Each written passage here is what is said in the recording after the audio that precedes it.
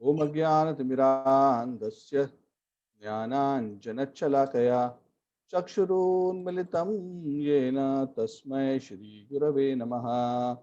श्रीचैतन्यमनोभीष्टं स्थापितं येन भूतले स्वयं रूपः कदा मह्यं ददाति स्वपदान्तिकम्।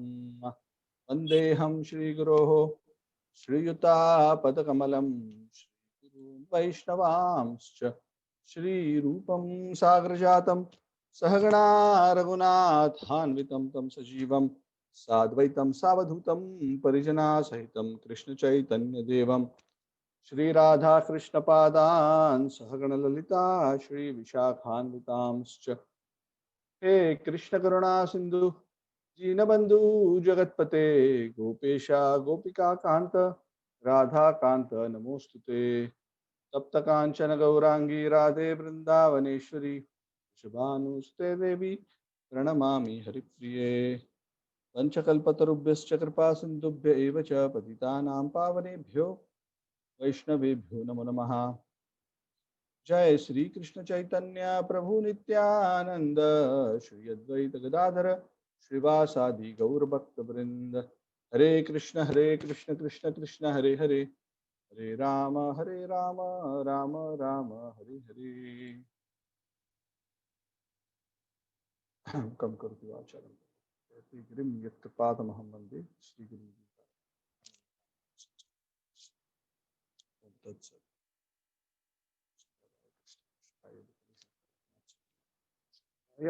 कृष्णप्रेष्ठाय भूतले श्रीमते भक्तिवेदान्त स्वामी नामिने गौरवाणी प्रचारिणी निर्विशेष। Hare Krishna. Thank you all for joining this class. So hope you're all having a wonderful celebration of the month of Kartik, month of Damodar. So first of all, congratulations to everyone. I think most of you participated in the Malaysian record lamp offering attempt, which was successful. So as you may have seen in the groups, we managed to have around 6,538, if I'm not wrong, connections online simultaneously, offering lamps across various parts of the world. So we have managed to create the record. So thanks to all of you who have participated.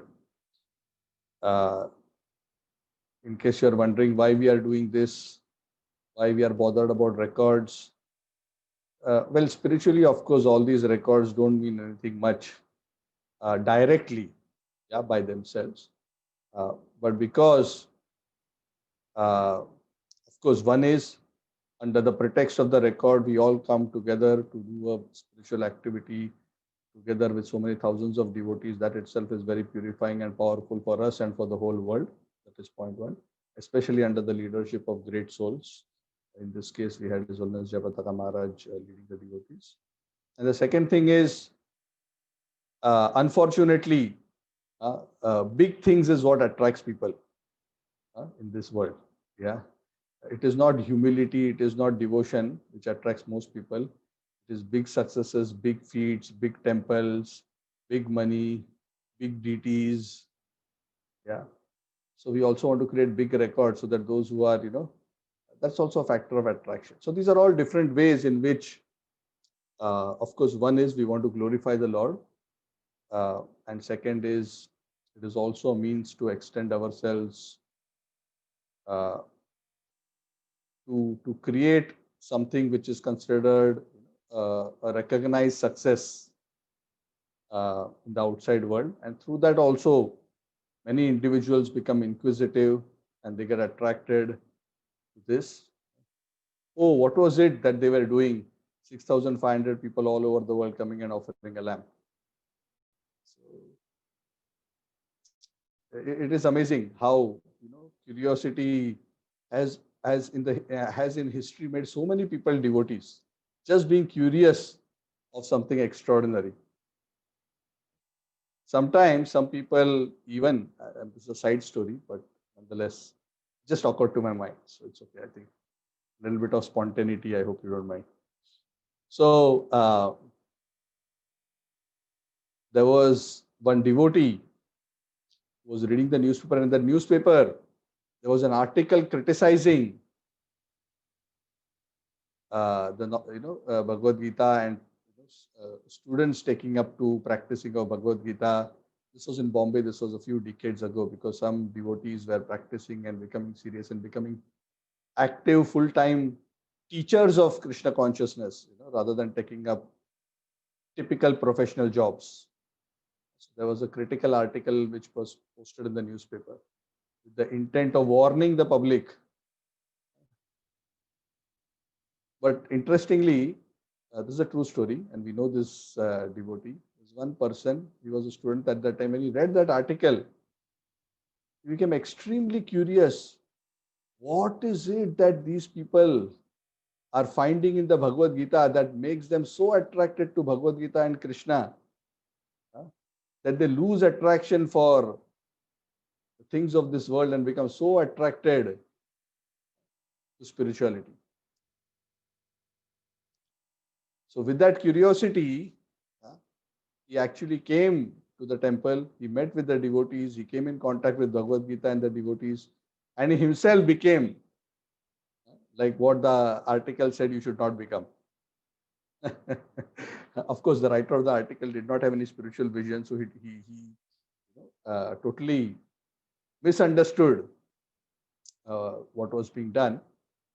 But the point is, Krishna is so attractive and it is so wonderful that sometimes even when we try to criticize the Lord can use even his criticism for his glorification and in his service. Of course, this doesn't mean that we should criticize and say it is in the Lord's service, but that's the amazing nature. So why I'm mentioning this is that feats like this are also very attractive, and people get inquisitive and they get attracted, and this is a message we can circulate, and then people quickly Google up what is this Damodar Diwali celebration, and through that even a little bit they hear and remember and appreciate about the Lord. See, the potency, especially the blessings of the Lord are available when an individual appreciates the Lord or the Lord's devotee, even a little bit. That is the beginning of the journey in spiritual life. So through feats like this, we give an opportunity to people to appreciate the Lord, to appreciate his devotees, to appreciate the work done by the devotees, and in that way we create good fortune. So actually for today, I was just thinking, actually I was hoping that when we did this, the lamp offering gathering, I was hoping that we will all be able to also hear about the Damodar Leela. I didn't know all the details about what is going to be covered, but obviously, it was planned to be a very brief event focused very much on the record part, and correctly so, because so many people connecting and had a very specific focus. So I'm in two minds. I'm going to ask all of you. Of course, originally the intention was to continue the Bhagavatam, which is the third canto, chapter 2, which is a very beautiful continuation of the conversation between Vidura and Uddhav. Very sweet. This chapter 2 is very, very sweet. It's a chapter on the remembrance of Lord Krishna by Uddhav. It's very sweet. But also at the same time, we haven't actually together as a group discussed about the Damodar Leela also. Yeah, so I actually did not do it the last time because I was thinking it will get covered on the day of the gathering, the online Zoom thing. So I just want your opinion. There are two options. One is we can discuss the Damodar Leela today, or if you all think you're already very familiar, most of you, which you are, we can continue with the regular Bhagavatam discussion. So anyway, in any case, irrespective of your choice, we will conclude today's discussion with singing of Damodar Ashtak, and we'll offer a lamp also. So if you have a lamp handy, or if you can keep one, it's good. Otherwise, you can just participate singing along, and then you can offer your lamp later to your own altar. Damodar. You can hear it, Prabhuji. Sorry. You can Carry hear on. what? Damodara Leela. Yes. Okay. Prabhuji, I think we'll have to wait for another 1 year otherwise to discuss about this. So I think it's better we cover Damodar Leela today. And Okay. Bhagavatam, yeah, I mean it's going to take us 5 years. It will take us 5 years and 1 week. Okay. Any counter opinion?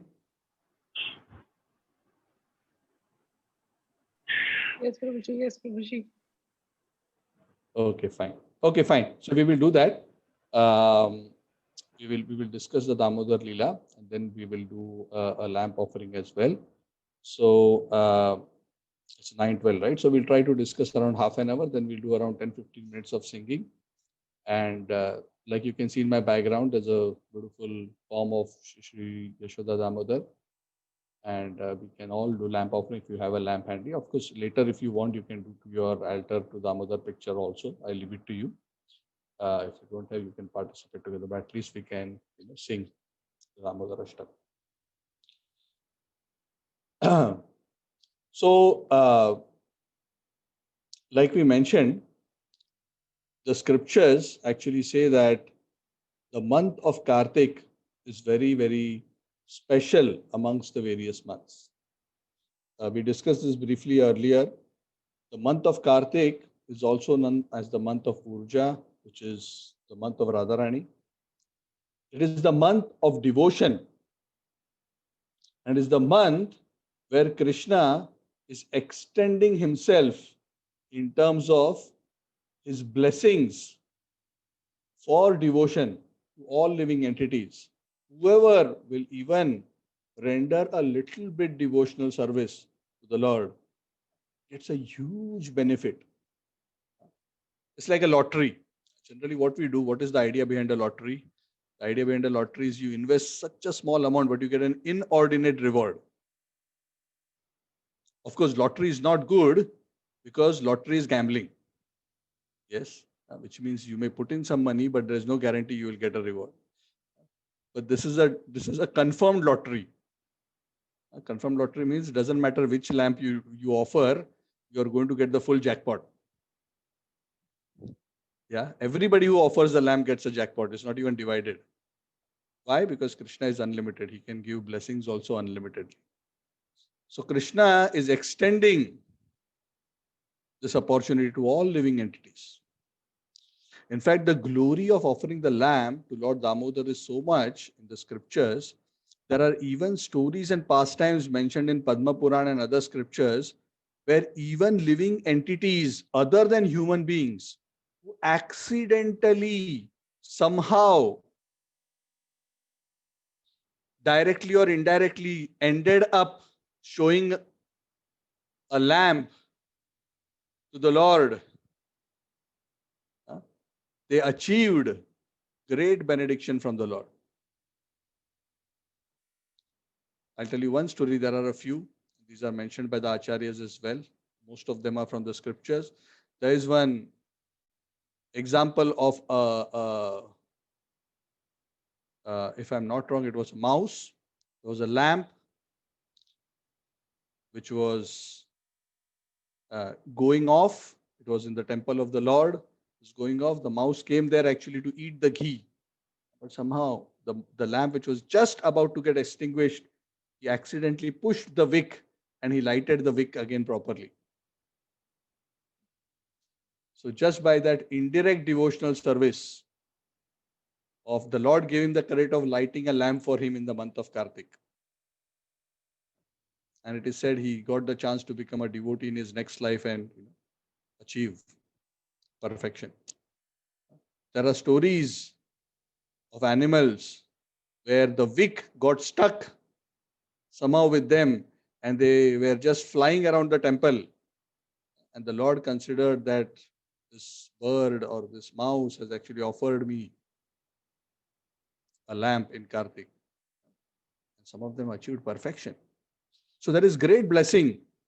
The Lord is actually The Lord actually is more eager, as the scriptures say, that we come back to Him. He's more eager than we are eager to go back. So this is how the Lord makes devotion to Him more accessible. And of course, whom does the Lord rely on to make this happen? He relies on all of you. Yes. Why? Because those who are His devotees, He's expecting them on His behalf to extend this opportunity of getting this lottery for all living entities who have no idea about this lottery. So usually when there is something precious and there is something wonderful, what is the human tendency? The human tendency is, oh, I'll just keep this for myself. I'll not tell this to anybody else. Yeah. Otherwise, this opportunity will get shared. But in Krishna consciousness, it is not like that. Why? Because the Lord is unlimited. And whenever you do something for others in connection to the Lord, you also get a part of the benefit of what the others get.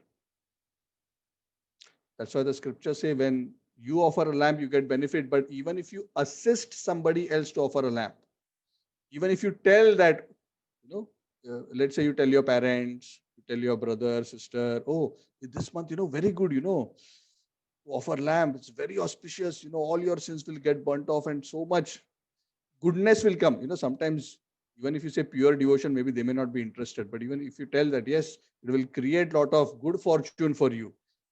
Because ultimately, what is the greatest good fortune? Pure devotion is the greatest good fortune. Yeah, it will create all good fortune for you.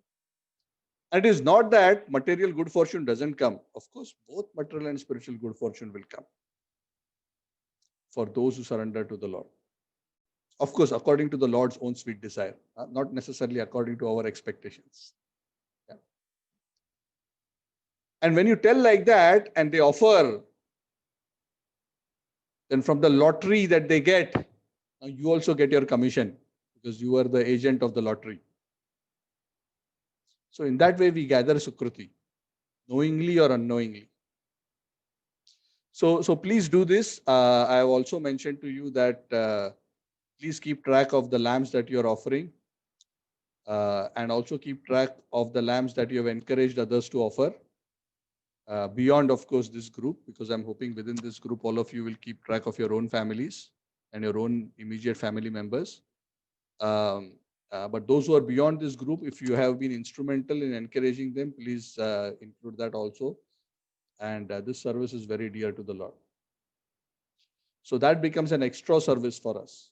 Okay, so I just wanted to mention this before I forget, because later we may not get much time.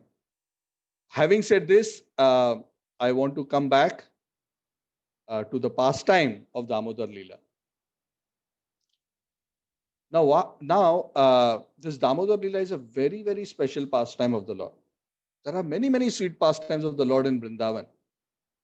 And this pastime is very, very sweet because it is not just attractive and beautiful as a story, but it brings about very strongly the nature of the Lord, the nature of devotee, the nature of devotion, and the process of devotion. It brings out many lessons very, very beautifully. And that is why it is very important for us to understand and meditate on this pastime. And as we go through this pastimes, you'll be able to appreciate this point much better. So this particular Leela, it happened 5,000 years ago, the land of Gokul, Mahavan, where Krishna was residing in the house of Nanda and Yashoda. Gokul Mahavan was the first residence of Krishna. After that, they moved to Vrindavan. After that, they moved to Nandagram. As cowherd families, they would actually move from place to place. So this particular Leela actually happened on the day of Diwali. Now, of course, different people have a different understanding of what exactly is the day of Diwali. So the actual scriptural day of Diwali, the main day, there are many celebrations amongst Diwali, is actually the Amavasya Tithi. the moonless night.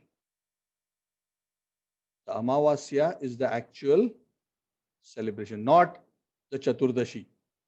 Like in Malaysia, often the public holidays on the Chaturdashi. But the Chaturdashi is one of the days of the Diwali bigger festival, which is known as the Naraka Chaturdashi, where the Lord killed Narakasur. But the day of Diwali, which is specifically related to the lamp offering and the lighting of lamps, because what does the word Diwali mean? The original word is Deepavali. Deepa, lamp, Avali means a row. A row of lamps.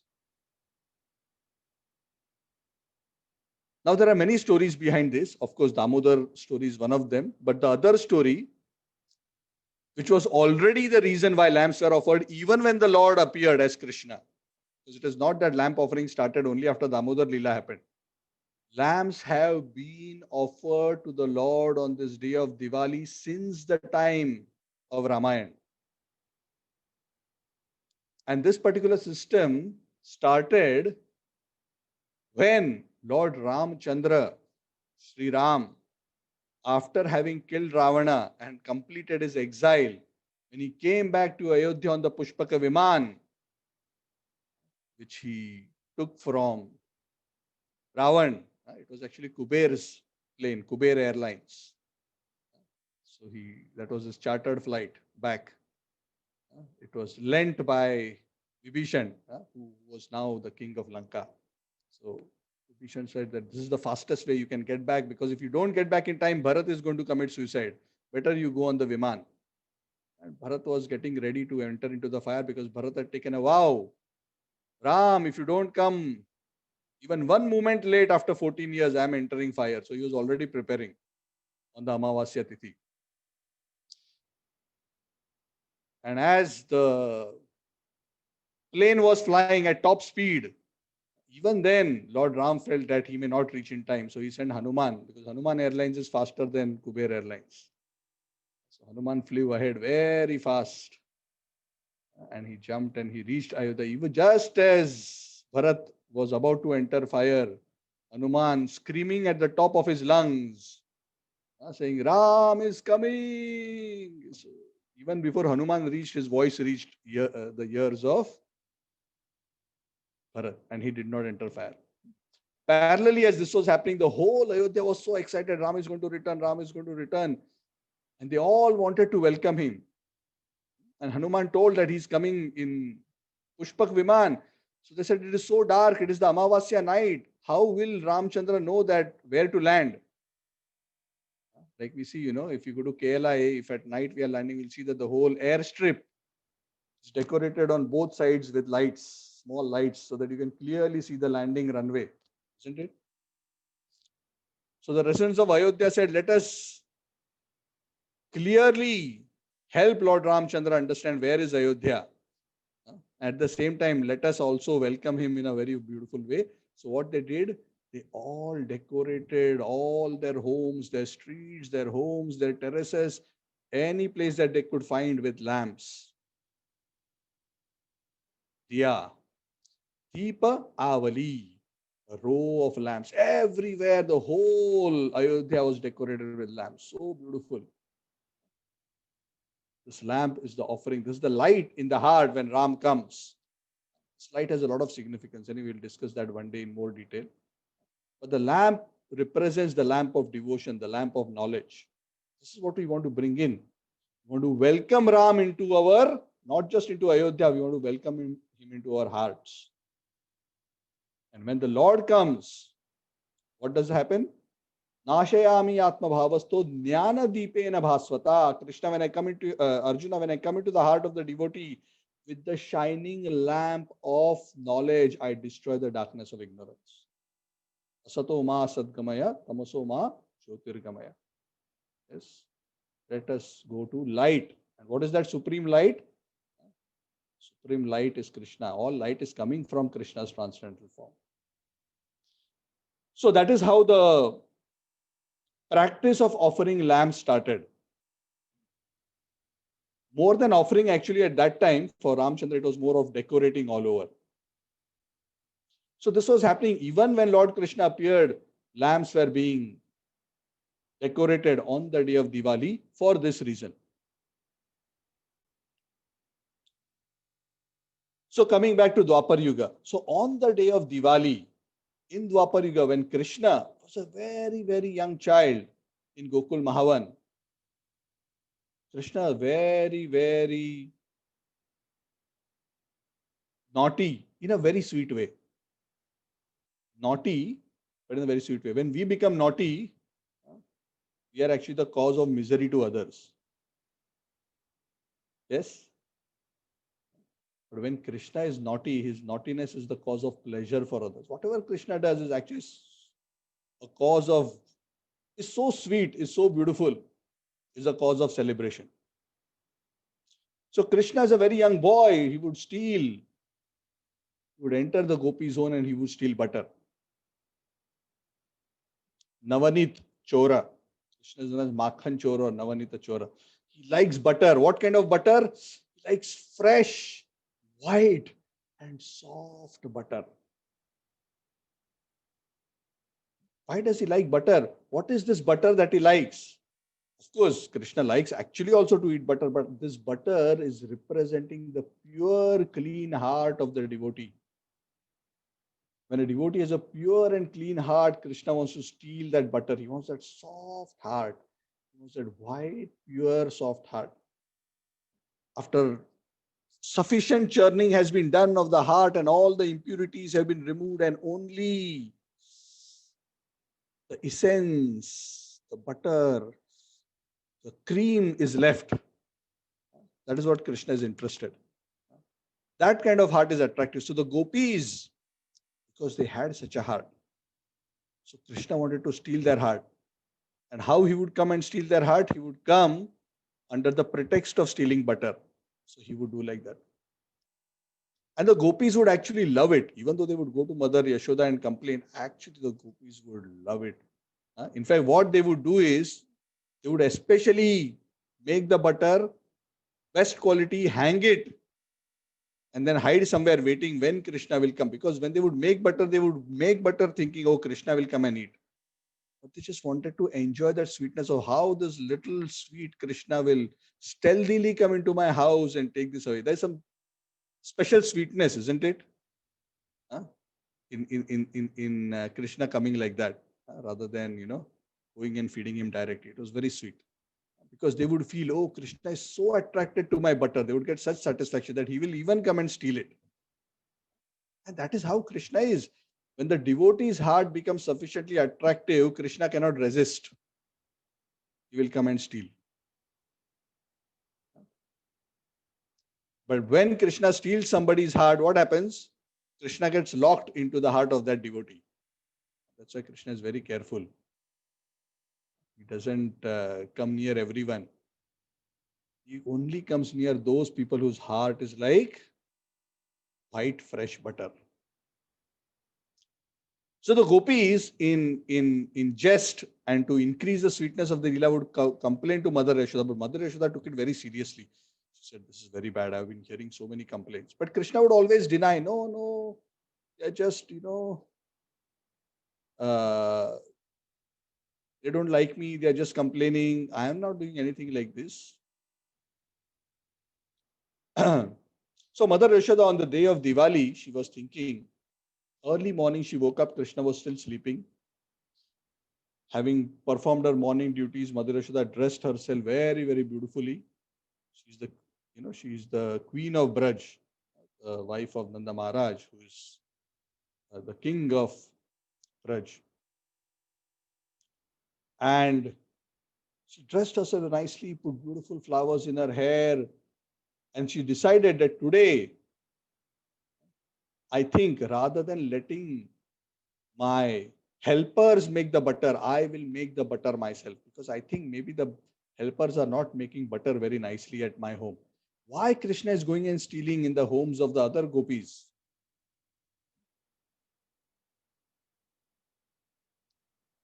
Maybe the butter that is being made here is not well. So I will personally make the butter today. Today is Diwali, so I will personally make for Krishna. So Mother Yashoda gave other duties to her helpers in the house, the various other gopis, and she herself sat down to churn the butter, to churn the yogurt to make butter. And as she was doing this, Krishna was sleeping. And Yashoda is so attached spiritually to Krishna. She's always meditating on Krishna. Devotees, when they remember Krishna, they always are repeatedly contemplating on the name, form, pastimes, qualities of Krishna. And as she was thinking of this, she was singing beautiful songs. Govinda Madhava Damodareti. A very beautiful song.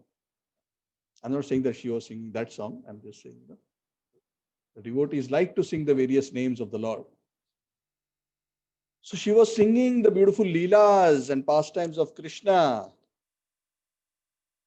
And this is one thing Krishna cannot resist. When his devotees sing his glories, I mean, the Sankirtan of his names is happening, Krishna cannot resist. Krishna has to appear.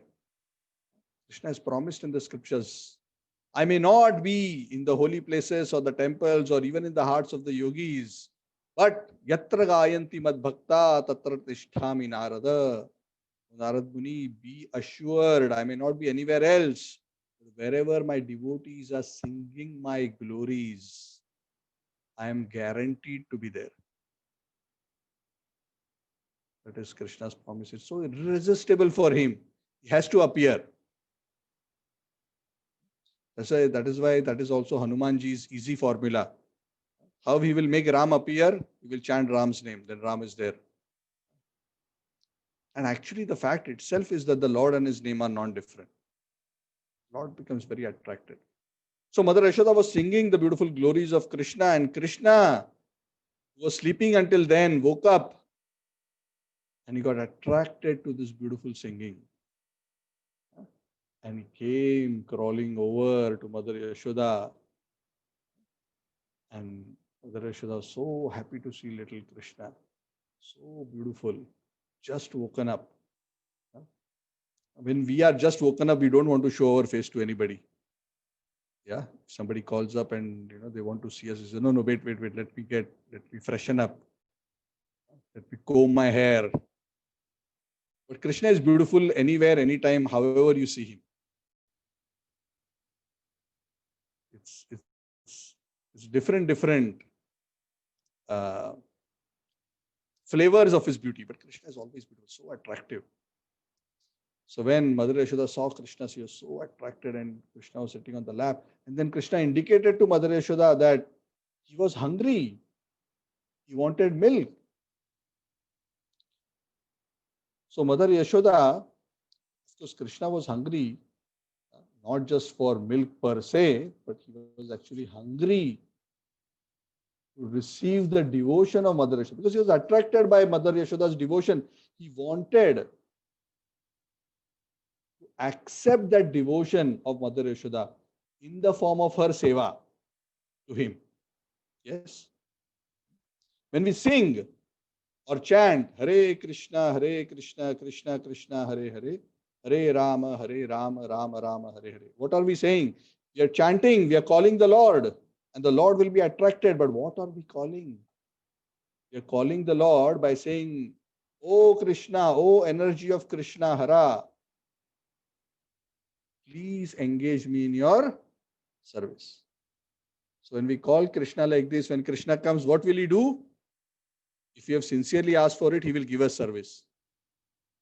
Yes. Krishna enjoys accepting service of his devotees and reciprocating and blessing them in return. So he immediately offered service to Yashoda. What kind of service? He wanted to accept her devotion. So since he was a small child, he became hungry. He felt hungry. He said to Mother Yashoda, or indicated to Mother Yashoda, that he wanted milk. So scriptures say, actually, does God really get hungry? Some people say, oh, no. How can God get hungry? What do you think? Can God get hungry or can God not get hungry?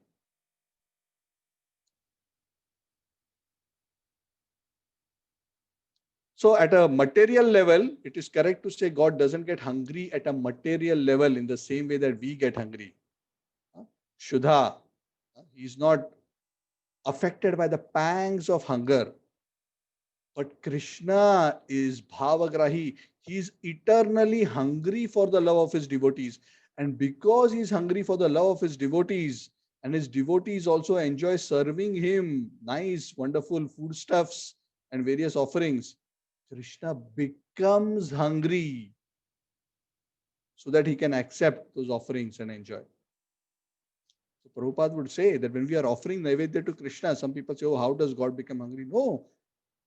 Accept the love of his devotees, God actually feels hungry. It's a very beautiful spiritual principle.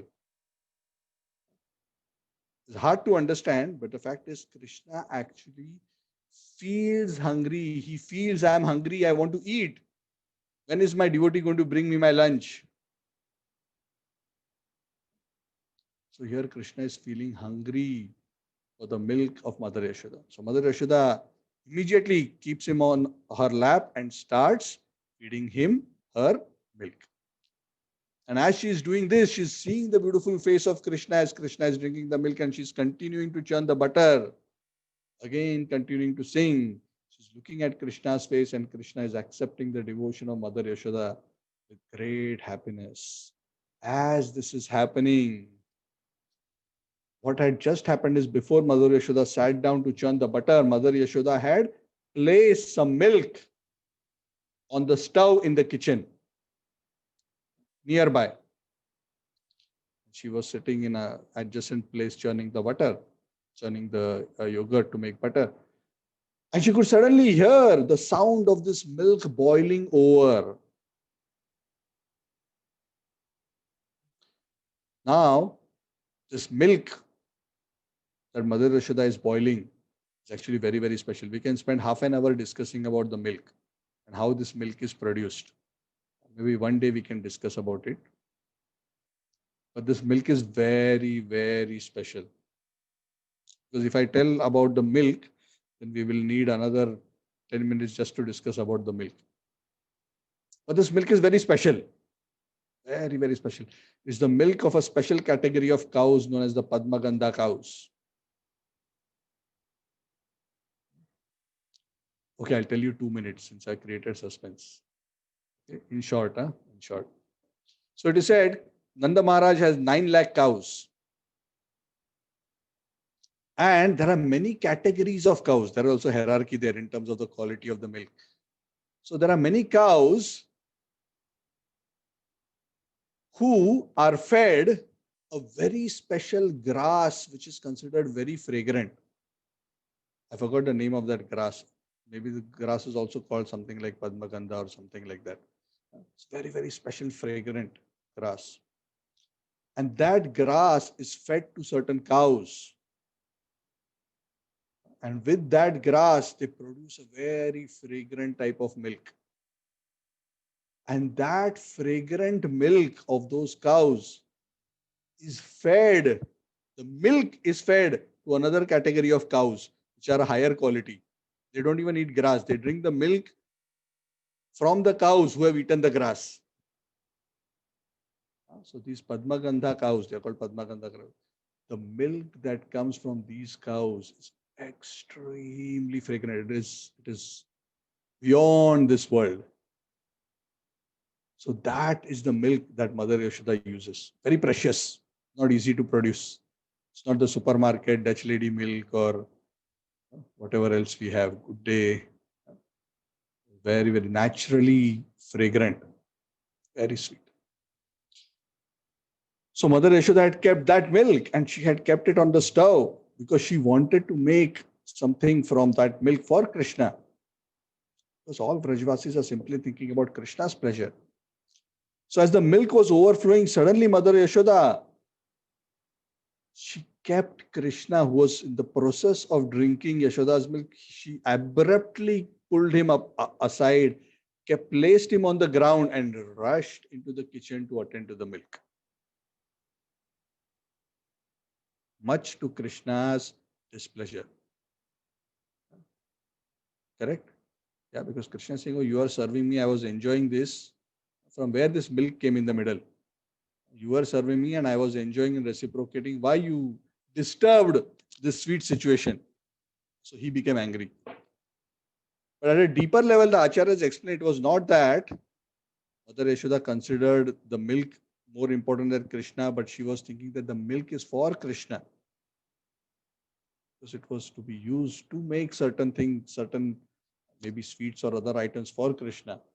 So she was keen to not waste that very special milk. So she rushed and she intended to quickly come back and attend to Krishna again. But Krishna is very, very, out of his intense love for his pure devotees, especially for his pure devotees. Just like the pure devotees are extremely attached to Krishna, Krishna is also extremely attached to his pure devotees. His pure devotees feel possessive about Krishna. Krishna is mine. Similarly, Krishna feels possessive about his pure devotees. This devotee is mine. I want his exclusive shelter, his exclusive attention, his exclusive service. Ananyas chintayanto, ananya. And that is what makes that devotion, that relationship so very sweet and attractive, that ananya aspect. You will not find this kind of devotion anywhere else. To any other devata, to any other form of the Lord, the depth of the sweetness of the relationship of the pure devotees of Krishna, especially those of Vrindavan, is par excellence. So Krishna was not particularly happy. He said, no, why did my mother do like this? So he decided that he is going to show his displeasure to Mother Yashoda. And how did he show his displeasure? He looked around. He saw the pot of yogurt which Mother Yashoda was churning. He took a stone lying nearby, broke the pot. All whatever yogurt was there and whatever little bit butter was there, everything spilled and scattered all over. After having done that, Krishna was happy. Yes, I have demonstrated my anger. But then after that, Krishna realized, again in Leela, of course, Krishna is the Lord, but he performs his Leela. And in his Leela, he feels like this. Thinks, oh, now I have done this, but Mother Yashoda will come back. And when she comes back, she is going to be upset with me. I have been upset with her, but now she is going to be upset with me. So let me quickly disappear from the crime scene before she comes back. So Krishna ran away from that place. But as he was running, because he was standing in the pool of the yogurt and the butter which was scattered all over, he left very nice trail of where he's running away and hiding. Of course, not known to him in Leela, but obviously arranged by his Leela potency. Of course, there's nothing that he doesn't know. So Mother Yashoda tended to the milk in the meanwhile, and then she came back to the place, find Krishna missing. And she looks at the place, the whole mess, the pot is broken. And all this done. And she puts 2 plus 2 together and she understands, this is what Krishna has done. And he seems to have done this mischief. Oh, so after all, the gopis have been complaining that he has been breaking their butter pots. It's not all false after all. So I must catch hold of this Krishna. Let me see where he has gone. Here are his footprints. The crime trail. So Mother Yashoda followed these beautiful little footprints of Krishna. Very sweet and attractive. And as she chased and followed that trail, she came to another room where she saw a scene which made her even more angry and excited. What did she see? She saw that in that room where many pots of butter which were hanging from the rafters, from the ceiling, pots of butter, because she would purposely keep the pots of butter hanging from the ceiling at a great height so that Krishna would not break them and eat them and steal them. But what had Krishna done? Krishna had brought a wooden grinding mortar, placed it under these pots. He had climbed on top of the wooden grinding mortar. He had reached his hand up to the rafters. He had broken some pots and he was taking out butter from the rest and he was eating some of that butter. And not only was he eating some of that butter, but he was also distributing the butter to the monkeys of Braj.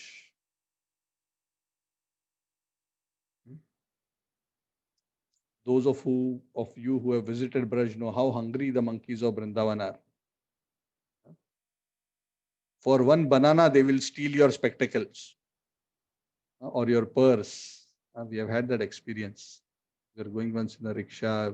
Sham was sitting next to me. The monkey came and jumped on his back. And from behind, he put a hand on his eyes. He took the speck, slapped him on his face, and ran away. Then, of course, that particular situation, it was not a banana. He was offered some juice. And then he returned the glasses. But these monkeys, they were enjoying this butter from the hand of Krishna. And Mother Yashoda, as she saw this, she was shocked. Because this butter is not, Amul butter, which is brought from the market. This is the butter made from the Padmagandha cow's milk. It's so much effort. And Krishna is feeding it to the monkeys. And Mother Yashoda got very upset. Mother Yashoda did not know the story behind the story. Obviously, Krishna is not ordinary, nor were these monkeys ordinary. Not known to Yashoda, Krishna is the same as Lord Ramchandra. And who are these monkeys? These monkeys are the same monkeys who had assisted Lord Ramchandra. When Lord Ramchandra charged onto Lanka to reclaim his eternal consort Sita Devi from the clutches of Ravan. The Vanaras had helped him, but in that previous Leela in Treta, Lord Ram, after killing Ravana, was in so much hurry, like what we discussed earlier, to come back to Ayodhya so that Bharat doesn't end his life. He was so much in a hurry that he wasn't able to sufficiently repay and thank all these monkeys who had helped him. Probably there was no farewell party, no individual talking to all the devotees. Yeah. Correct? After a very big event, that is what usually happens, isn't it? After that, we all sit together. Oh, this went so nice. Let us sit down and talk how it was. How did it go? Thank you for this. Thank you for that. Lord Ramchandra had to return. So Lord Ramchandra was feeling so indebted. I have not repaid the monkeys. So these monkeys reappeared as monkeys in Braj. And how did Ram repay? In his form as Krishna. Because Krishna is the origin of Ram also. With his own lotus hands, Krishna is feeding butter to these monkeys. Yes, such a wonderful gift.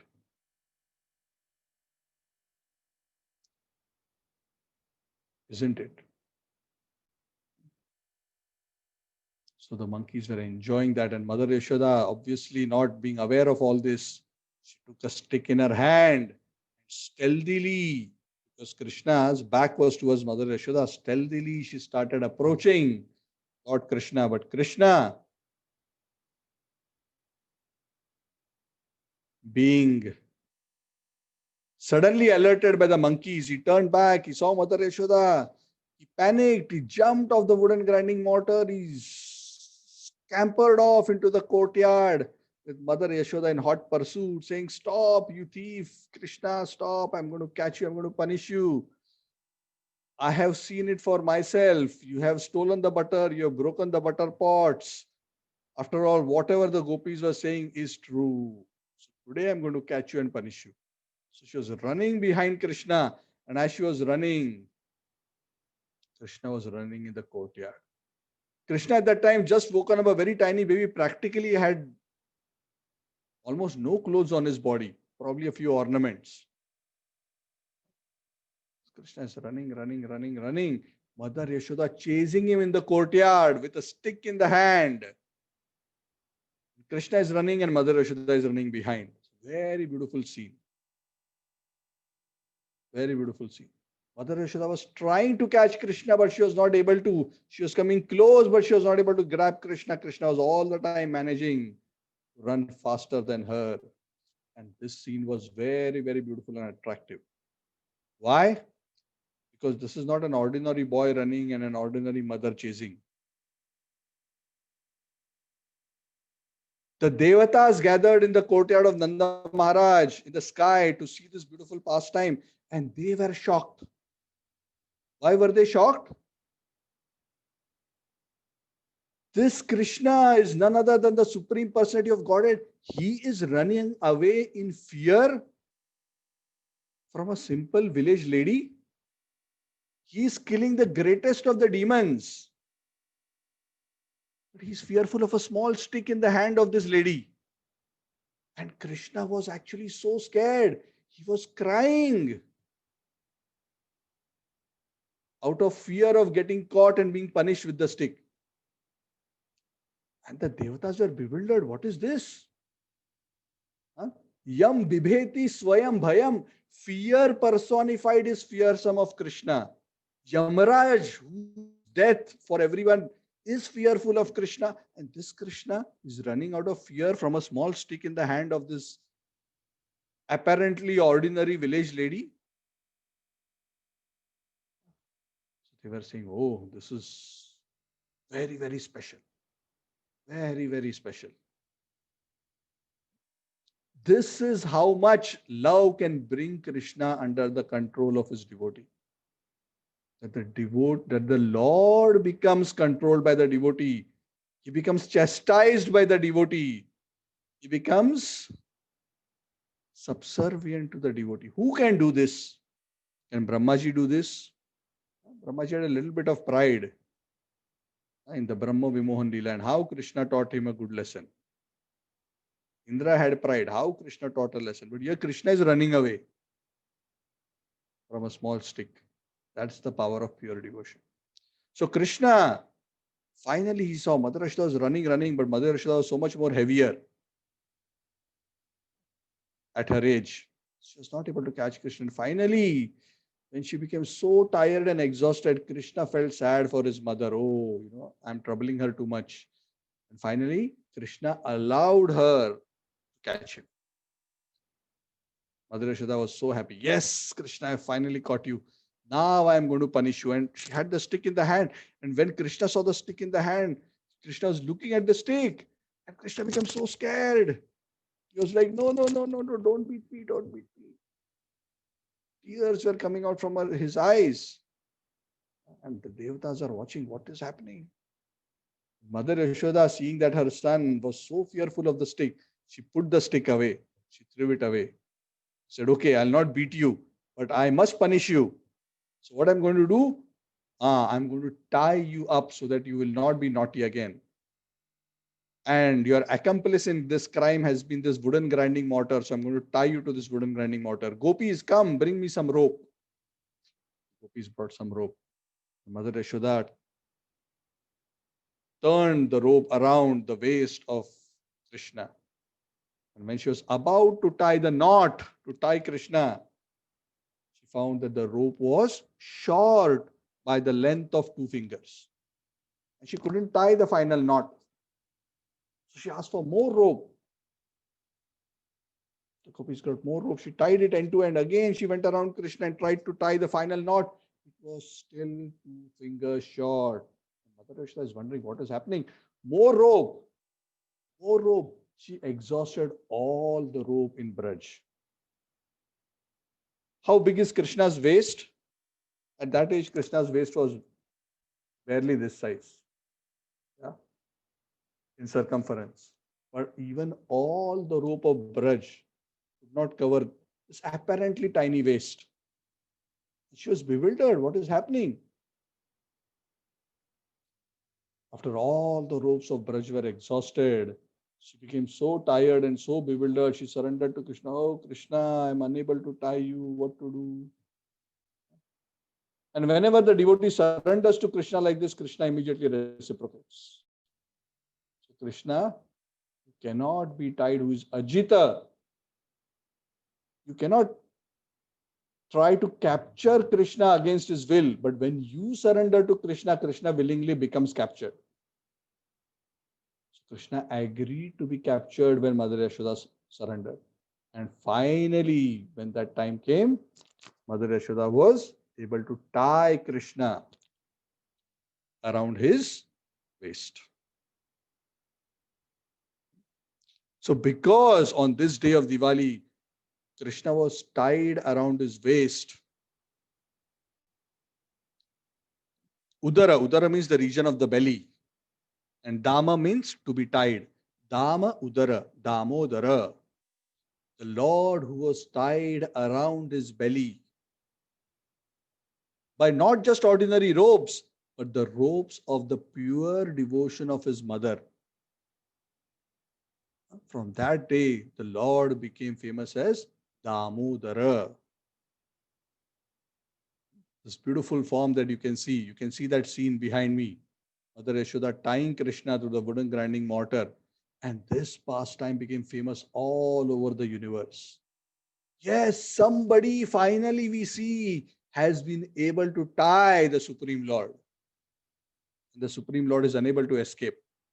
In full public view, somebody has tied Krishna.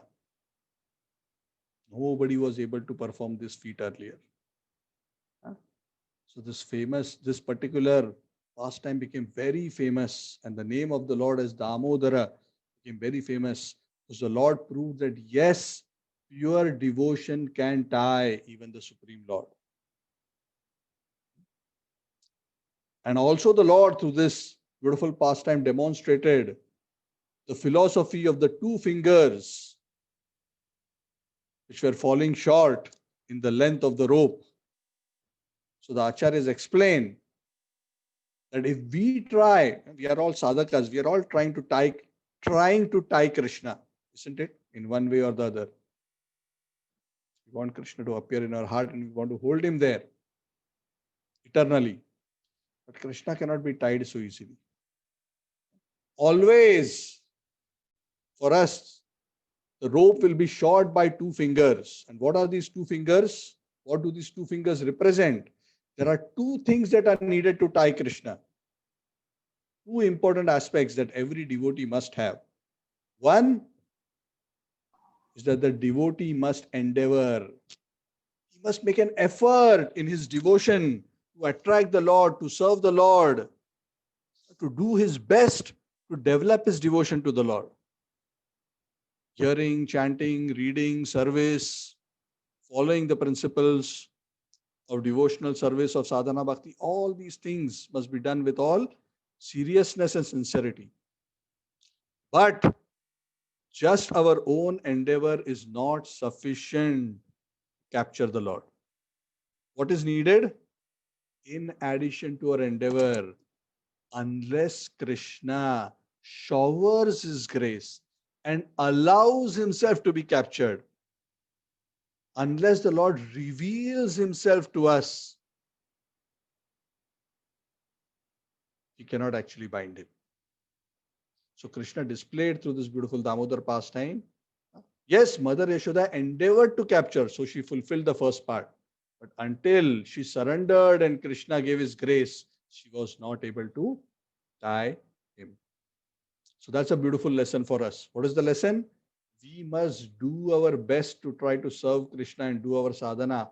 But at the same time, we must understand we are always dependent on Krishna's grace. We cannot demand from Krishna, Krishna, I've chanted rounds, I've chanted your name, now you appear in front of me. It doesn't work like that.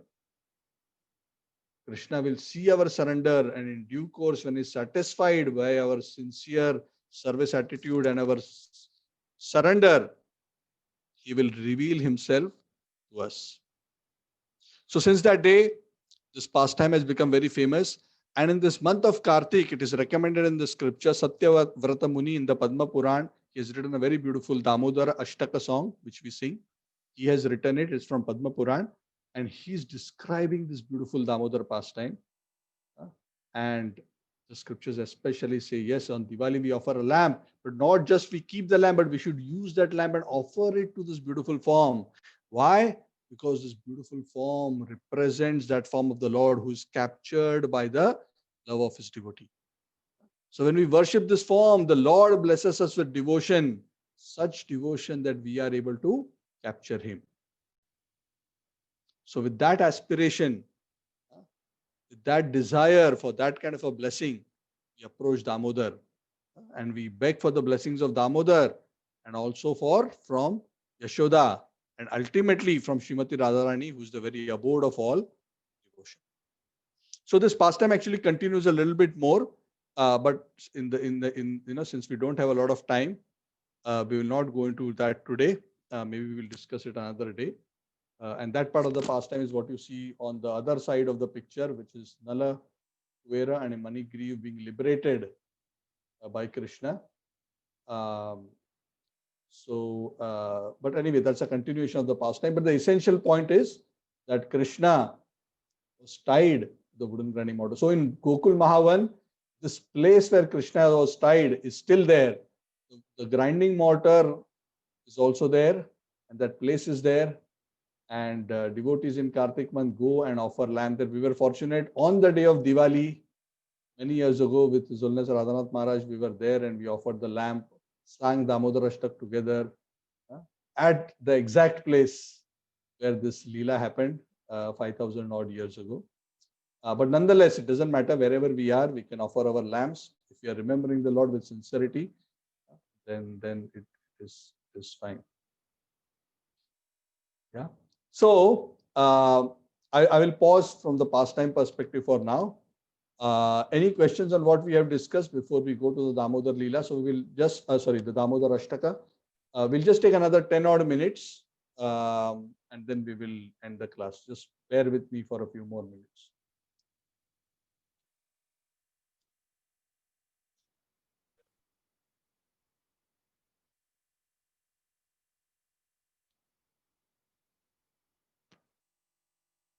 Hare Krishna, Prabhuji. Yes, Santanam Prabhu, Hare Krishna. At the beginning of the class, we were saying, Prabhuji, the special month is Kartik. But when Krishna was saying Margari is the month, Margasesha is the month, is among the months he is Margasesha. So he wants to the reason for highlighting Margasesha. So there are yeah. So there are 2 months which are auspicious for various kinds of spiritual practices. So Margashish is also one of them. Margashish is considered Margashish is considered amongst the months special mentioned by the Lord, more because of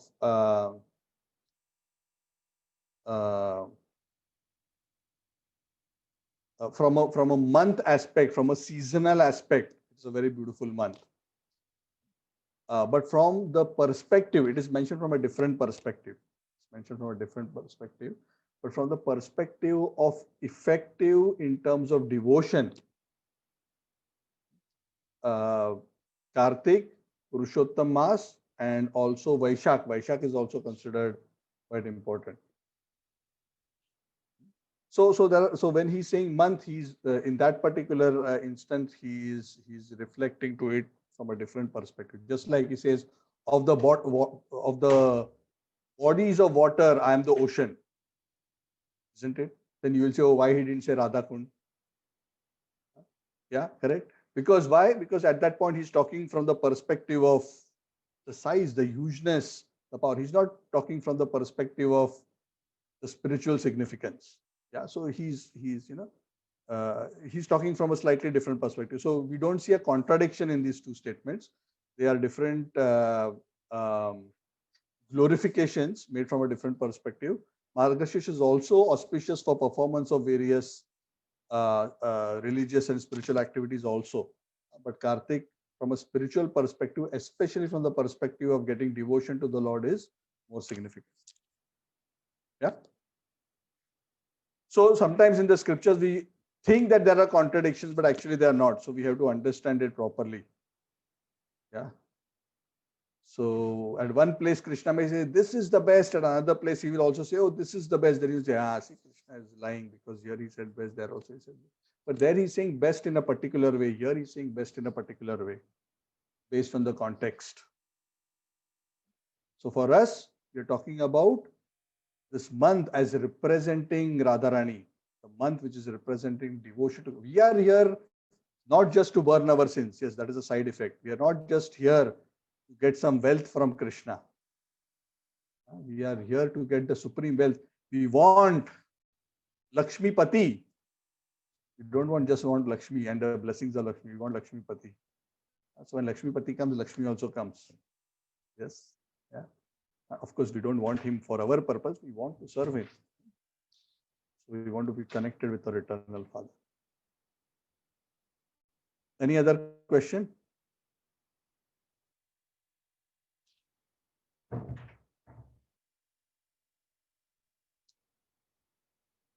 Okay. So what we are going to do is we are going to be singing Damodar Ashtaka. So what I'll recommend is I'm going to keep this picture because you can all see Damodar picture behind me. I hope you can all see. So I'm just going to keep it like this. So I'm going to sing Damodar Ashtaka and I'm going to offer the lamp from here. So you will be seeing me offering the lamp. So I leave it to you. Either you sing along. Of course, you should sing along.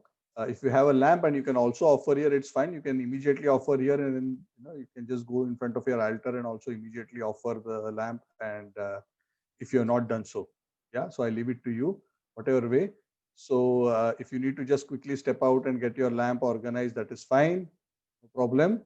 Yeah. So that's what I'm going to do. I'm lighting my lamp as well. Keep the Damodara Ashtaka handy. If you don't have it by heart, you can just look it up, Damodar Ashtaka. So I have this very beautiful key lamp. I don't know whether you can see it. I hope you can see. Okay, some of you have a nice, beautiful altar, so you can show on your altar also. I see Pratima ji's beautiful altar, very nice. See Damodar there also. So you can offer here and you can offer to your Damodar also. That is fine. Yeah. So I'm going to sing. So please join along. You can sing along with me. You can still be on mute, but you can sing along with me. Namamishwaram Sachidanandarupam Lasat Kundalam Gokule Brajamanam Yashodabiyolu Khaladhabamanam Param Rishtamatayanta Todritya Gopya Rudantam muhurnetram yugmam rijantam charam bhoja yugamena satankanetram muhushwasakampa trirekhanka kantha stita graivam damodaram bhaktibadham Iti drikswalilabhirananda kunde swagosham nimajantam akhyapayantam tadyeshi tadneshu bhaktairjitatvam punaha prematastam shatavritti vande varam deva moksham na moksham vadimva Nachanyam vrineham varishadapiha idam teva purnatha gopala balam sada me manasya virastam pimanyai idam te mukham bojam atyanta nilair ritam kuntalai snigdha raktaischa gopya Muhuschumbitam bimba raktadharam me manasya avirastam alam lakshalabhai namo deva damodara ananta vishnu prasida prabho dukha jalabdhi magnam kripa drishti vrishtyati dinam batanu Grihani shamamagyam ए धियाक्षिदृशिया कुबेरात्मजौ बद्धमूर्त्यै यद्वत् त्वयामोचितौ भक्तिभाजौ कृतौ च तथा प्रेम भक्तिं स्वकाम्ये प्रयच्छ न मोक्षे ग्रहो मेस्ति दामोदरेह नमस्तेस्तु धाम्ने स्फुरद्दीप्तिधाम्ने त्वदीयोदराय यथा विश्वस्य धाम्ने नमो राधिकायै त्वदीयाय प्रियायै नमो अनन्तलीलाय देवाय तुभ्यं हरे कृष्ण कृष्ण कृष्ण हरे हरे हरे राम राम राम हरे हरे हरे कृष्ण कृष्ण कृष्ण हरे हरे हरे राम राम राम हरे हरे हरे कृष्ण कृष्ण कृष्ण हरे हरे हरे राम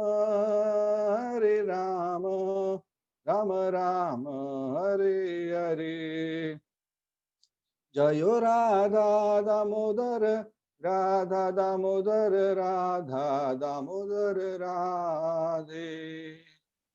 श्री राधा दामोदर भगवान की जय। जय वृंदावन धाम की जय Jai. So sorry, I didn't inform you about this earlier because I was but somehow I forgot about this aspect. So please, from next class onwards, do keep a lamp ready for some of you. I know I put you last minute on the spot. Of course, if you couldn't participate right now in the Damodar Ashtak, do your regular evening Damodar Ashtak. But on the days where we have our class for the rest of this month, it will be nice if we can all sing the Damodar Ashtak together and offer the lamps. Like some of the devotees showed their altars. See Meenuji's altar, I can see with the beautiful Mogra garland, is it? Very nice. And Pratimaji's altar also we saw a few altars of Damodar. Oh, very good. Santanam Prabhu's altar with Radha Krishna. Hare Krishna, very nice altar. Beautiful. Yeah. So it's very nice to see like this. So it'll be nice to see you offering on your altar also. So we'll all get inspired. Hari Bol, Vasu, beautiful. Thank you. Damodar ji, Gaurnitai there, very nice. Wonderful, wonderful. So please, you can all show also like this. That will be very nice. It will be all encouraging for all of us as well. So maybe on Wednesday and all the subsequent classes, if possible, then you can do like this. Then you can offer there as well. Okay, so I hope you found the pastime enlivening. And I'm just going to take 5-10 more minutes if you don't mind. I want to complete the pastime. So those who are getting late, if you want to drop off and eat your dinner, makan, whatever, you can drop off. I'll just quickly complete the rest of the story. So what happened in this beautiful pastime is that after Krishna was tied to this wooden grinding mortar, Mother Yashoda went back to do her other duties. Of course, all these duties are still ultimately aimed at serving and pleasing Krishna. And then Krishna, being tied there, was thinking of how he's going to escape from this very embarrassing situation. Embarrassing, isn't it? All his friends were watching from behind the tree. Balram was there and his other friends were there, but none of them were actually willing to come to Krishna's help because they're all scared of Mother Yashoda. Even Balram was scared of Mother Yashoda. That is the nature of everybody is scared of Balram, but Balram is scared of Mother Yashoda. So nobody was coming for Krishna's help. So Krishna then what he did was he gave a tug to the wooden grinding mortar, and the grinding mortar landed flat on the ground. Then slowly he started pulling the wooden grinding mortar as he was crawling through the courtyard. And actually, the wooden grinding mortar was actually very heavy. It was practically not possible for an ordinary child to pull that grinding mortar. It was huge. Krishna was dragging the grinding mortar through the courtyard. And as he was dragging through the courtyard, Krishna in the courtyard looked around and he saw two huge Yamala Arjun trees, very specific species of trees, very, very huge tall trees, which have been there for thousands of years. Nobody apparently knows where they came from. Of course, Krishna knows. And they have been standing in the courtyard of Nanda Maharaj, and Krishna looks at them. Then Krishna remembers. What does he remember? Who these two trees are. So these two trees are actually the two sons of Kuvera, Nala Kuvera and Manigriva. They were actually originally residents of the heavenly worlds as the sons of Kuvera, the treasurer of the Devatas. But because they had at one point become offensive because of excessive pride to Narad Muni and had lost all decency and in a mood of inebriety, they disrespected Narad Muni. Narad Muni had cursed them. Now, without going into the details of the story, essentially what happened was they were bathing in a pond of water in the heavenly worlds along with heavenly apsaras. And all in that pond were without any clothes. They were sporting in the water. Because they were young, beautiful sons of a multi-billionaire by demigod standards. Not our standard, our billionaires are nothing. Billionaires of the heavenly planets like Kubera. So much power, so much wealth. All these things make a person proud. Janma Ishwarya Shuta Shrivi Yedamana Madapuman Neva Arahati Abhidatum Tuam Akinchana Gocharam. A person easily tends to become proud when he is young, strong, beautiful, wealthy, famous, learned, and they were all of this, and they became so proud that when Narad Muni actually came there, all these young girls, they quickly covered themselves to show respect to Narad Muni. But these two, Nala Kuvera and Manigriva, they were actually so intoxicated that they just didn't bother to show respect to Narad Muni. And Narad Muni, seeing their inebriated condition and their egoistic condition, to help them, he actually cursed them. He said, you like to expose your bodies so much that even when great souls are present, you don't want to show them proper respect, because great souls are representatives of God. You cannot be like this in front of the Lord and his representatives. So I curse you. You enjoy being naked, then you become trees, because trees are naked throughout their whole life. So he cursed them to become trees. And then they came to their senses when they got cursed. So they fell at Narad Muni's feet. No, sorry, please save us. So Narad Muni said, okay, fine. I will not take away my curse, but I will give you one blessing. That you will become trees, but you will become trees in the courtyard of Nanda Maharaj in Vrindavan. And when Krishna will appear there, after a long time, he will deliver you from this curse. So that is how you see even the curse of great souls like Narad Muni is actually a blessing. He saved them from a deplorable condition of pride and gave them the opportunity to directly associate with the Supreme Lord.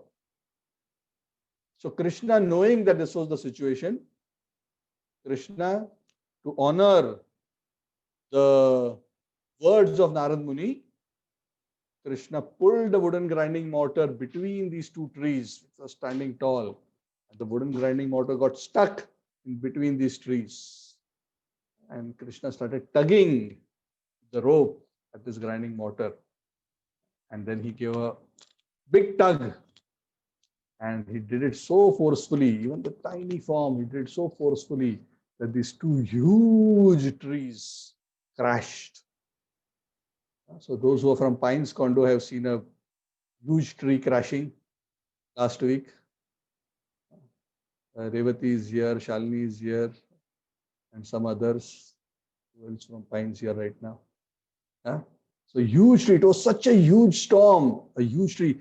The tree, Yamalajun trees are probably 5-10 times of that size.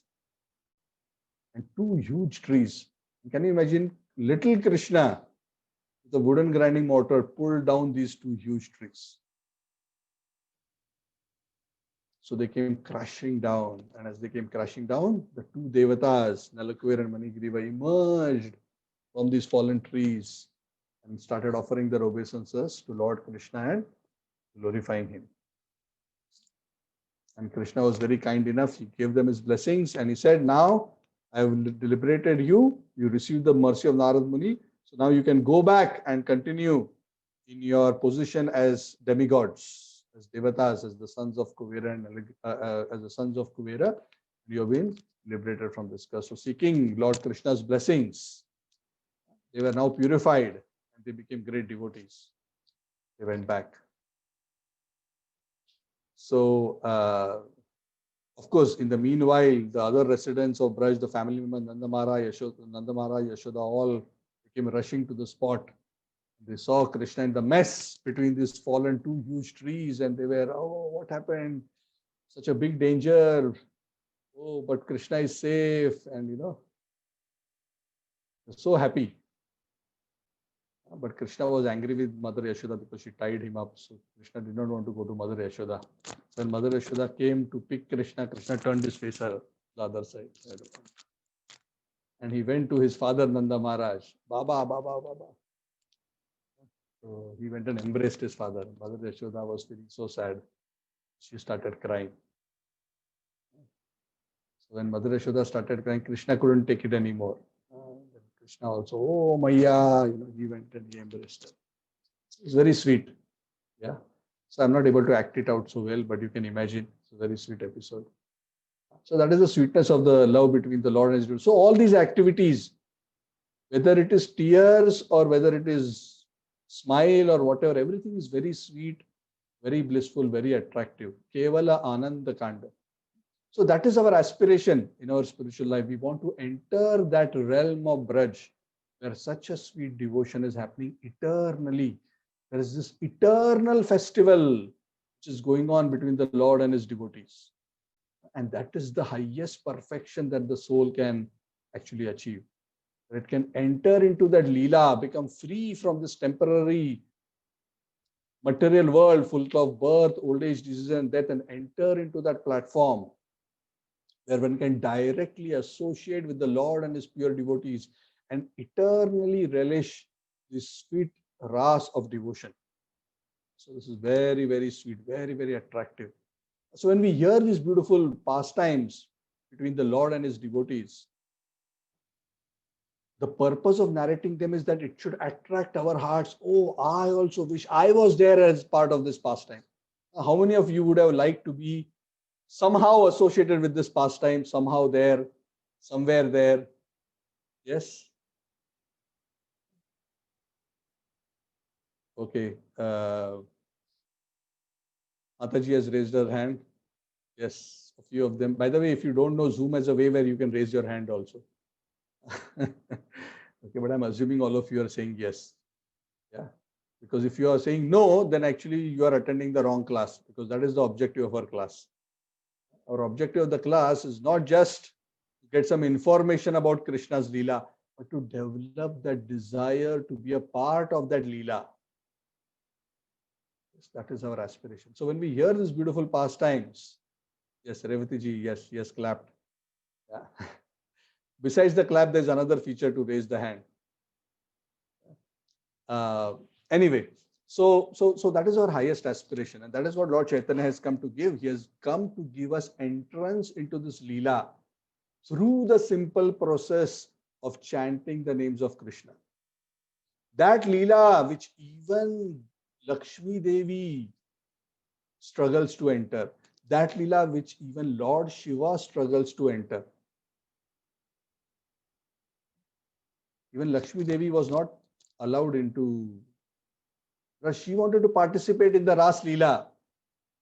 Krishna said, no, your your mood is not fitting the Ras Leela and my Vrindavan mood. So cannot. Can you imagine Lakshmi Devi wanted to enter? And I'm not saying this is mentioned in the scriptures, mentioned in Shastra. The Lakshmi Devi was denied entry into the Ras Leela. Because she has the mood of a queen. Braj is not the mood of the queen. Braj is the mood of the servant of the servant of the servants. If you have a kingly mood, you cannot enter Braj. Lord Shiva couldn't enter. But Chaitanya Mahaprabhu is giving entry into Braj to you and me. Can you imagine what you are getting? And I'm not saying this, Bhaktivinoda Thakur explains it like this. That Leela which even the topmost transcendentalists and the topmost, even the Lord's potencies and incarnations, some of them cannot access. We are given entrance into that Leela through the simple process given by Chaitanya Mahaprabhu, who's Krishna himself. What is that process? Chanting Hare Krishna, Krishna Krishna, Hare Hare, Hare Rama, Hare Rama, Hare Rama, Rama Rama, Hare Hare Hare. Hare. By associating with devotees, by chanting the holy names, by worshipping Radha and Krishna, by associating with devotees who are coming in this parampara, reading the Bhagavad, by eating Krishna Prasad, by serving the Lord, by sharing this message, through all these practices, we can all also receive that blessings from Lord Chaitanya, that we can actually enter into these pastimes. And the beginning step is that when we hear these pastimes, they should charm our heart. They would attract our heart. Krishna says in the Bhagavad Gita that you can, when you hear these pastimes, you can develop the desire to attain me. Right now, we don't even have a desire to enter Vraj Leela. So how to enter? Okay, before going somewhere, ticket is the second step. Visa is the subsequent step. First, you must have desire, not to go. So first, the desire comes by hearing. When we hear Krishna's Leela again and again, we feel, wow, what is my life here? Get up morning, go to job, struggle for family, struggle with problems, struggle to pay bill, disease, birth, old age, death, then again the same cycle again and again and again. It's millions of lives, but I'm still frustrated. But Krishna is saying, come, come, come, join me. Eternity, bliss and knowledge. Forever you can play with me in the pastures of Braj, and we can have our lunch together every day for the rest of eternity. I will share my tiffin with you, you share your tiffin with me. Isn't that great fun? Or the gopis will say, or if somebody wants to serve like the gopis and the manjaris, they can come and serve Radha and Krishna like that. Those who want to serve Krishna like Mother Yashoda can become assistants to Mother Yashoda and serve like that. There are unlimited opportunities to serve. But we'll develop that desire only when we hear these Leelas and associate with those who have a desire like this to serve the Lord. So that is our aspiration. By reading the Bhagavad, by associating with devotees, we develop this desire. And when we practice sincerely and seriously with this desire, gradually the creeper of devotion will grow until it reaches Golok Vrindavan. Then we will attain that perfect state of pure devotional service to the Supreme Lord. Okay, so I will end here. I hope the message is clear. So please meditate on this. I have not mentioned all the details of the pastime because there are many more, but you can look up on the net also. There are quite a bit. So please continue to offer the lamp like what we discussed, and also make an effort to extend this opportunity to worship Lord Damodar to others. Remember, the more you give, the more you get. And that is Krishna's formula. The more you hold back, the less you get. So, wealth, when we distribute, we lose and somebody else gets. But Krishna Bhakti, when you give, your own store increases rather than gets depleted. When you give 5 units out, Krishna puts 50 units in to your account. That is the sweetness. Okay. So anything else anybody wants to say before we end?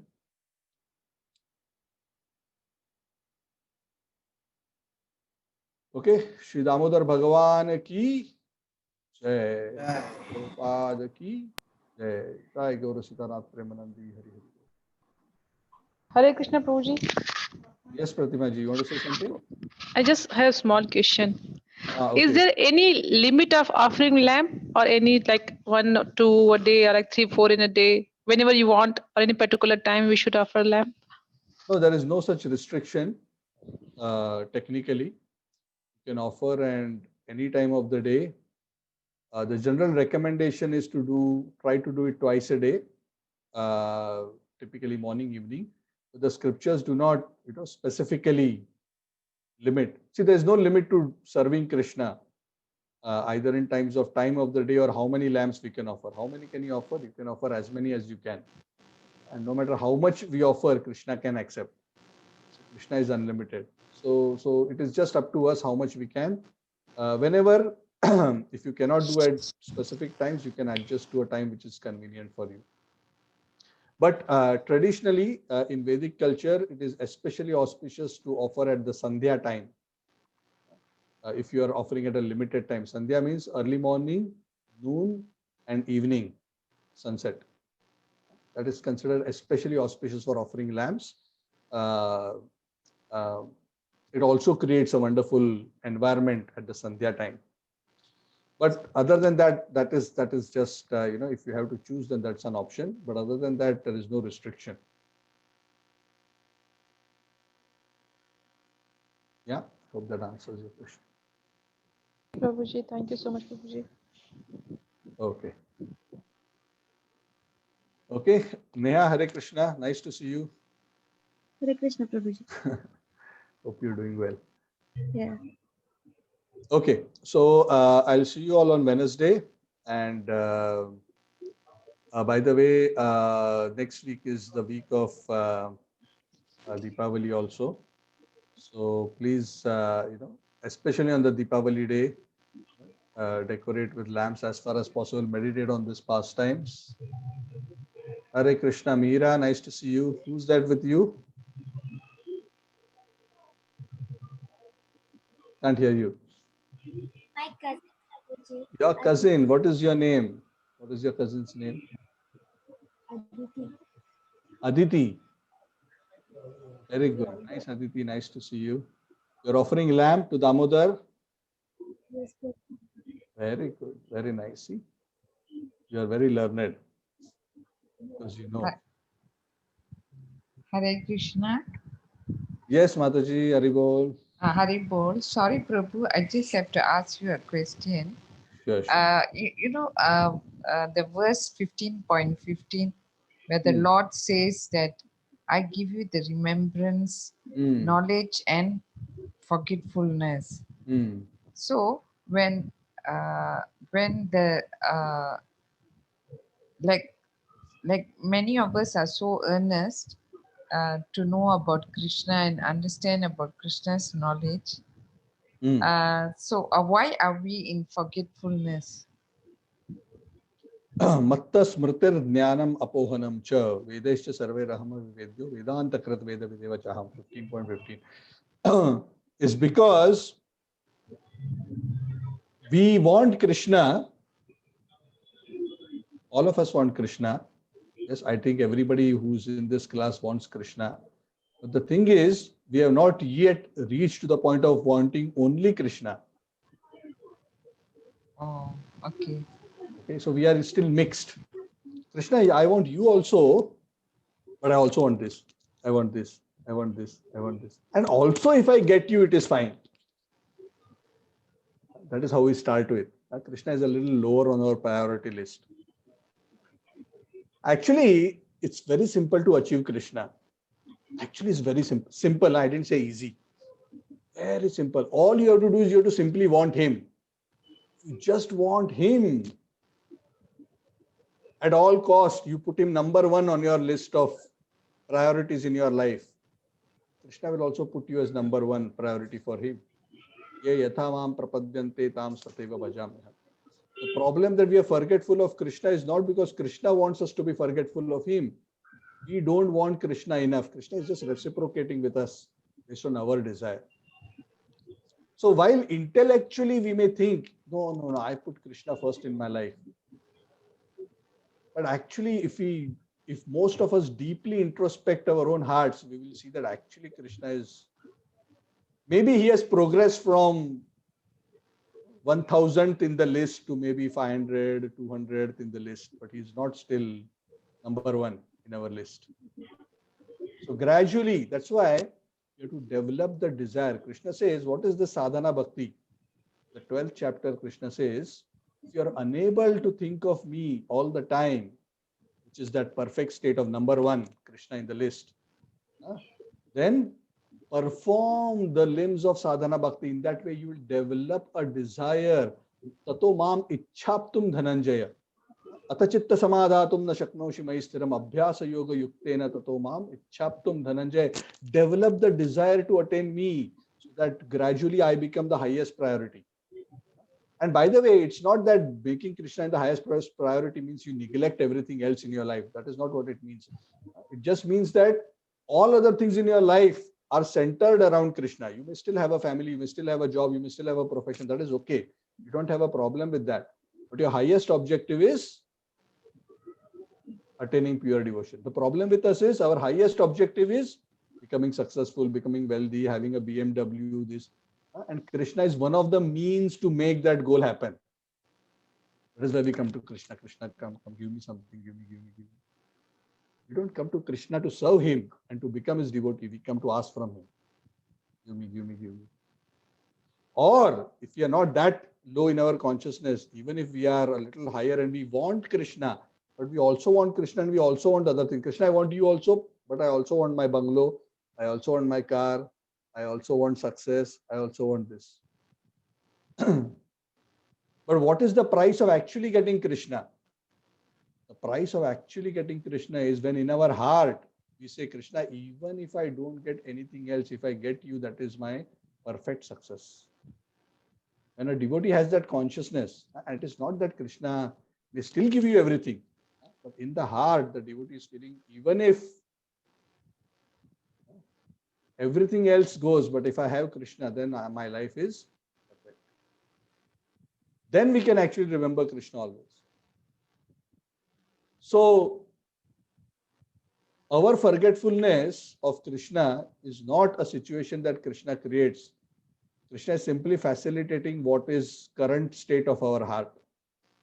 And that is why we have to endeavor to purify ourselves and develop the intensity of our desire to serve Krishna. And that is the process of sadhana bhakti, like Krishna explains in the 12th chapter. Tato mam ichhaptam. Abhyasa yoga. You have to do abhyasa yoga. What is this abhyasa? Sadhana bhakti. Chant every day, read Bhagavatam, hear Bhagavatam, discuss, serve the devotees, eat prasad, worship the Lord. In that way, your attraction. If you think about what was your level of attraction before you attended these classes, maybe a few months ago or a year ago, and if you see what is your level of attraction now,